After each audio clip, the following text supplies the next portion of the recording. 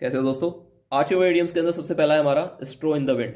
तो इसका मीनिंग क्या होता है कि कुछ होने वाला है उसका पहले से ही अंदेशा लगाना, इंडिकेशन इस तरह से, तो उसको होता है स्ट्रो इन द विंड। जैसे देखा होगा पुरानी मूवीज के अंदर एक बंदा हीरो टाइप रहता है, वो ऐसे कुछ स्ट्रो जैसी हाथ में लेता है और हल्की सी वो हिलने लगती है, बोलता है तूफान आने वाला। तो उससे तुम याद रख सकते हो, ठीक है। इस तरह से होता है स्ट्रो इन द विंड। नेक्स्ट हमारा स्टैंड ऑफिस।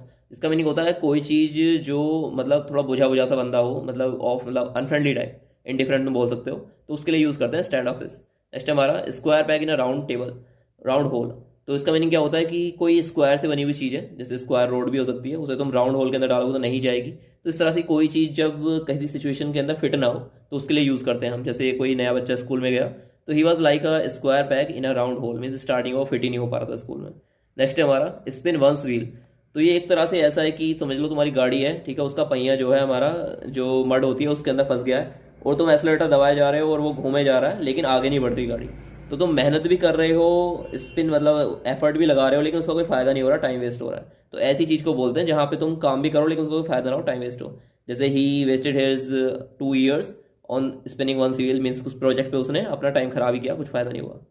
नेक्स्ट हमारा स्पिक एंड स्पैन, जिसका मीनिंग होता है कि कोई चीज़ बिल्कुल क्लीन एंड टीडी, ठीक है। जैसे रूम के अंदर तुम यूज़ कर सकते हो कि when the guest were coming the room was spick and span, ठीक है। नेक्स्ट है हमारा स्मूथ रफल्ड फेदर्स। तो रफल्ड फेदर पहले समझो क्या होता है। रफल्ड फेदर मीन्स थोड़े ऐसे डिसऑर्डर में, ठीक है। तो किसी चिड़िया विड़िया के पंख हैं वो ऐसे ही हो रखे हैं, तो उसे स्मूथ करना मतलब उसे वापस से सही करना। तो ऐसे किसी का मूड खराब हो जाए, कोई गुस्से में चला जाए, ऑफेंड हो जाए, तो उसे थोड़ा सा काम डाउन करना, एक तरह से बोलते हैं ना, काम डाउन काम डाउन, तो वही होता है स्मूथ करना उसके रफल्ड फेदर को। तो समझ गए इसका मीनिंग। नेक्स्ट है हमारा स्लीप ऑन इट। तो स्लीप ऑन इट का मीनिंग क्या होता है कि कोई डिसीजन लेने से पहले उसके बारे में थोड़ा सा सोचना।